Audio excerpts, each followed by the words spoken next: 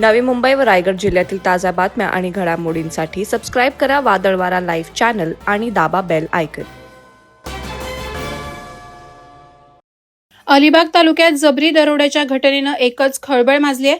तालुक्यातील चेंढरे येथे चोरट्यांनी मोठा डल्ला मारला असून लाखोंचा ऐवज चोरून नेला असल्याची तक्रार प्रशांत प्रकाश जकाते राहणार शिवनगर दळी गार्डन चेंढरे यांनी अलिबाग पोलीस ठाण्यात दाखल केली आहे. दाखल तक्रारीत नमूद केल्याप्रमाणे चोरट्यांनी घरातील किचनच्या लोखंडी ग्रिलच्या पट्ट्या हत्याराने वाकवून त्याद्वारे घरात प्रवेश केला. त्यानंतर बेडरूममधील 3 कपाट आणि देवघरातील एका कपाटातून सोन्याचे मंगळसूत्र, चपलाहार, लक्ष्मीहार, पाटल्या, 3 गोफ, अंगठ्या, कानातले 3 जोड, नेकलेस आणि चांदीचे दागिने असा सुमारे 6 लाख रुपयांचा ऐवज चोरी करून चोर पसार झालेत.